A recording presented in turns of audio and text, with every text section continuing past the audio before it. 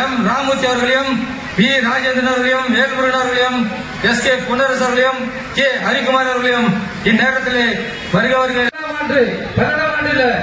2006 நடைபெற்ற பொது தேர்தலில், சட்டமன்ற பொது தேர்தலில் விருதாச்சலம் தொகுதி என்பது ஒரு மிகப்பெரிய ஒரு கோட்டை. அந்த கோட்டையிலே சிங்கத்தை அதன் குகையிலே வீட்டி தன்ன ஆட்சி நடைபெறுவது அனைத்து இந்திய அண்ணா திராவிட முன்னேற்ற ஆட்சி. ஆனா நம்ம எந்த பணமும் இல்ல, எந்த பொருளும் இல்ல, நான் எப்படி வேலை செய்யணும் வந்துச்சு. எத்தனை புயல் வந்துச்சு. ஒரு புயலுக்காவது, ஒரு மழை வெள்ளத்திற்காக கொஞ்சம் பார்வையிட்டு மக்களுக்கு ஆறுதல் சொல்லாத ஒரு எம்பி நம்ம ஜெகத் ரட்சகன், திமுகவுடைய எம்பி. ஏன்னா ஒரு குடும்பத்தின் தலைவன் எப்படியோ அப்படிதான் அந்த குடும்பத்தில் இருக்கிற பிள்ளைகள் இருப்பாங்க. தலைமை சரியா இருந்தா தான் அந்த நிர்வாகிகள் சரியா இருப்பாங்க. தலைமையே சரியில்லை. அப்படியாப்பட்ட எம்பி நம்ம அண்ணன் துரைமுருகன். நீர்வளம், கனிம வளம், அவர் வளமா தான் இருக்கிறார். அவரை நம்பி ஓட்டு போட்ட நாம வளமா இருக்கிறோமா? ஆயிரக்கணக்கான ஏக்கர் நிலங்களை, அரசு புறம்போக்கு நிலங்களை பட்டா போட்டு அவர் வளமா இருக்கிறார். அவர் ஓட்டு போட்ட மக்கள் நாம இன்னும் சகதியிலும் சேத்துலையும் அடிபட்டு தான் இருக்கிறோம். கொஞ்சம் சிந்தித்து பார்க்க வேண்டாமா? படிச்சு சொன்னமே, எப்போ நம்ம 1000 ரூபாய்க்கு 500 ரூபாய்க்கு தன்னுடைய வாக்குகளை விற்று கோட்டருக்கும் கோழி பிரியாணிக்கு ஆசைப்பட்டு நிக்கிறோமோ, நடுத்தர நம்ம நின்றுதான் ஆகணும். அண்ணாதார சொன்னார், ஓட்டுக்கு பணம் வாங்குவது என்பது தவிட்டுக்கு தங்கத்தை விற்பதற்கு சமம். தவிடு என்பது பணம், தங்கம் என்பது ஓட்டு. அண்ணாதுரை சொன்னது பேரறிஞர் அண்ணா. ஆனா நம்ம என்ன செய்யறோம்?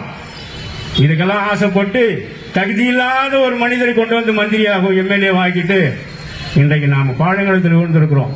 இந்த பொதுக்கூட்டம் எத்தனை இன்னலுக்கு மத்தியில் என் தம்பி வி கே சுரேஷ்குமார் நடத்தி கொண்டிருக்கிறார் தெரியுமா? இது போன சனிக்கிழமை நடத்த வேண்டிய பொதுக்கூட்டம். அது முன்னாடி சனிக்கிழமை நடத்த வேண்டிய பொதுக்கூட்டம். போன சனிக்கிழமை யாரா நடத்தலன்னு கேட்டாக்கா உதயநிதி ஸ்டாலின் வந்துட்டாராம். என்ன பண்ணார்? வந்துங்க ஒரே ஒரு நன்மை, புது பஸ் ஸ்டாண்ட்ல அவர் வர வரைக்கும் கக்கூஸ் போறதுக்கு 10 ரூபாய் வாங்கினான். அவர் வந்த அன்னைக்கு 1 ரூபாய் மாத்திட்டான். கக்கூஸ் வந்து 1 ரூபாய் மாத்தின சாதனை அருமை நண்பர் உதயநிதி ஸ்டாலினுக்கு ஆகும். சாதனை இதெல்லாம்.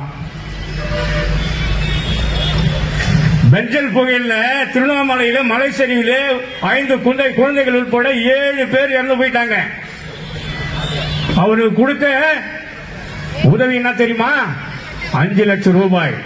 ஆனா கள்ளக்குறிச்சியில கள்ளச்சாராயம் குடிச்சிட்டு செத்து போனவனுக்கு கொடுத்த காசு 10 லட்சம். வெக்கமா இல்லடா உங்களுக்கு? வெக்கமா இல்ல? ஒரு இயற்கை பேரில் அடிபட்டு செத்த 5 லட்சம், கள்ளச்சாராயம் குடிச்சிட்டு செத்த 10 லட்சம். சொல்றா தமிழ்நாட்டில் என்ன தெரியுமா நிலைமை? காலையில் எழு, கள்ளச்சாராயம் குடி, 10 லட்சம் ரெடி. கள்ளச்சாராயம் குடிச்சா 10 லட்சம் ரெடி. எப்பேற்பட்ட தலைவர் எங்கள் தலைவர்! எப்பேற்பட்ட தலைவர்! ரத்தத்தை வேர்வையா செஞ்ச பணத்தை எல்லாம் இந்த மக்களுக்கு இறுதி வரை கொடுத்து சென்ற தலைவர் புரட்சி கலைஞர் கேப்டன் அவர்கள். இருந்தாலும் மறைந்தாலும் பேர் சொல்ல வேண்டும். இவர் போல யார் என்று ஊர் சொல்ல வேண்டும். புரட்சி தலைவர் எம்ஜிஆர் சொன்னது போல வாழ்ந்து காட்டியவர் புரட்சி கலைஞர் கேப்டன் அவர்கள். நாடு மறக்குமா? இப்பேற்பட்ட தலைவர். பசித்தவனுக்கு இதுவரைக்கும் சோறு, இறந்த பிறகும் சோறு போட்டே கொண்டிருக்கிறார் புரட்சி கலைஞர் கேப்டன் அவர்கள்.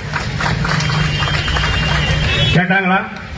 அருமை நண்பர் அவர்களே, ஒரு நல்லவன் என்று தான் நிரூபிப்பதற்கு இறந்தால் அவன் நல்லவன் ஒத்துக்கொள்கிறான். என்ன மனுஷன் நம்ம எல்லாம் சட்டால அவன் நல்லவன் ஒத்துக்கிறான். சாகர வரைக்கும் அவன் நல்லவன் ஒத்துக்கவே இல்லையா? ஓட்டு போடலையே. படிச்சு சொன்னாங்க. யாரு கேட்டான்? ஓட்டுக்கு காசு வாங்காத உளுந்தூர்பேட்டையை சத்தியம் செய்தார் புரட்சி கலைஞர் கேப்டன் அவர்கள். நான் ஓட்டுக்கு பணம் வாங்க மாட்டேன், லஞ்சம் கொடுக்க மாட்டேன், லஞ்சத்தை வாங்க மாட்டேன் சத்தியம் செய்தார். படை தெரியாத அரசியல்வாதி.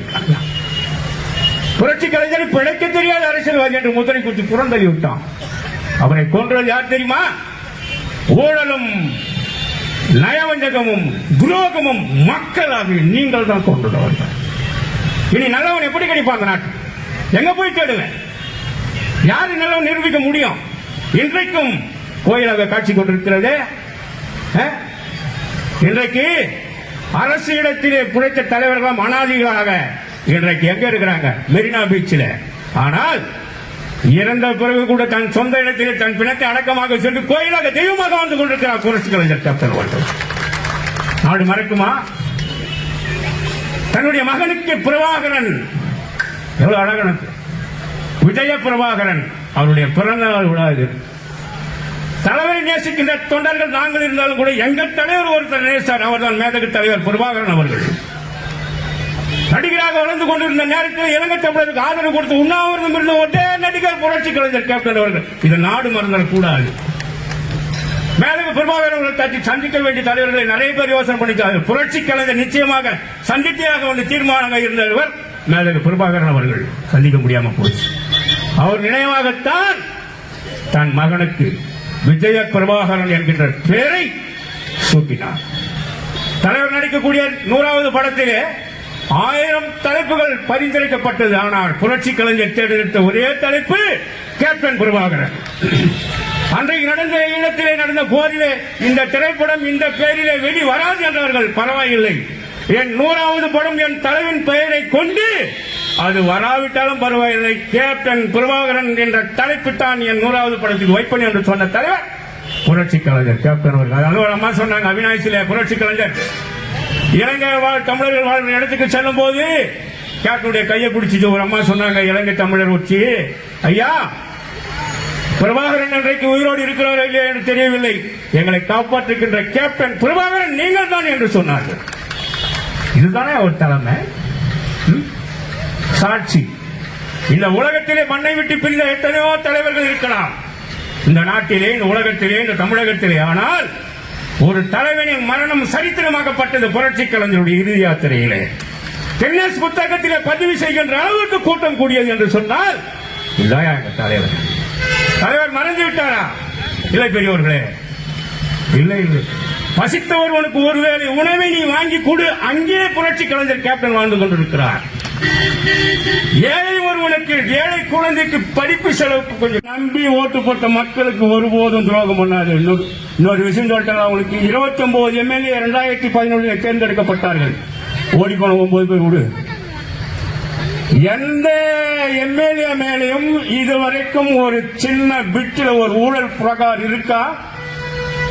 இருக்கா? இருந்தா சொல்லிட்டு போயிட்டே இருக்கலாம். மாதம் 3 மாதத்திற்கு ஒரு முறை தன்னுடைய தொகுதி மக்களை சந்தித்து எம்எல்ஏ அதெல்லாம் குறைகளுக்கான கேட்ட ஒரு தலைவர் புரட்சி கலைஞர் கேப்டன் அவர்கள். நீங்கள் தேர்ந்தெடுத்த எம்எல்ஏ சட்டமன்ற உறுப்பினர் மீது ஏதாவது குறை இருக்கா என்கிட்ட சொல்லுமா, நான் கேட்கிறேன் அப்படின்னு சொன்ன ஒரு தலைவர் புரட்சி கலைஞர். ஆனா இங்க ஏமா பர்சன்டேஜ் ஒண்ணுமே காணும், 40% வாங்கிக்கிறோம், எனக்கு சேரல ஊழல். பெஞ்சல் புகழுக்கு பாருங்க, திருவண்ணாமலை மாவட்டத்தில் செய்யாருல பிரிட்ஜ், ஓபன் பிரிட்ஜ் தந்து 3 மாசத்துல தரையோடு ஆட்சின்னு போயிருச்சு. அந்த லட்சத்தில் இதுவரைக்கும் ஸ்டாலின் அவர்கள் மந்திரி, பிடபிள்யூ மந்திரி யார்? எவா வேலு அந்த மாவட்டத்தை சேர்ந்தவர் தான் பொதுப்பணித்துறை மந்திரி. இதுவரைக்கும் நீங்கள் எடுத்த நடவடிக்கை என்ன? அவர் மீது என்ன? ஆயிரக்கணக்கான கோடி ரூபாய் ஊழல் செஞ்ச செந்தில் பாலாஜியை சிறைச்சாலையில் ஓராண்டுகளுக்கு மேலாக இருந்த அவனை கூப்பிட்டு மறுபடியும் அதே துறையை கொடுக்கிறா. திருடன் சாவி கையில கஜனாப்பட்டி சாவியை திருடன் கையில கொடுத்து சம்பந்தம் யாரு?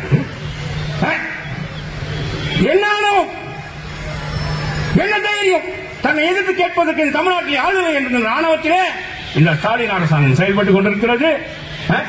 பிரபாகரன் விருதாச்சலம் விருதுநகர் தொகுதியிலே என் தம்பி பிரபாகரன் ஜெயிக்க வேண்டிய ஒரு தலைவர்களுடைய மகனாடா, ஒரு தலைவனுடைய ஒப்பற்ற பிள்ளையடா. தாயை போல பிள்ளை, நூலை போல சேர என் தலைவன் முகத்தை உரித்து வைத்துக் கொண்டு அவன் பின்பாடு வந்து கொண்டிருக்கிறேன். என் தம்பி பிரபாகரனை தோற்கடிக்கிறார் நயவஞ்சன் நாய்களா, நயவஞ்சன் நாய்களா. என் தம்பி தோற்கப்படவில்லை, தோற்கடிக்கப்பட்டான். அங்கே ஜெயித்தது பணநாயகம், ஜனநாயகம் அல்ல. அங்கே ஜெயித்தது பணநாயகம், ஜனநாயகம் அல்ல. எத்தனை நாளைக்கு என்ன கபட நாடகம் ஆடுவீங்க?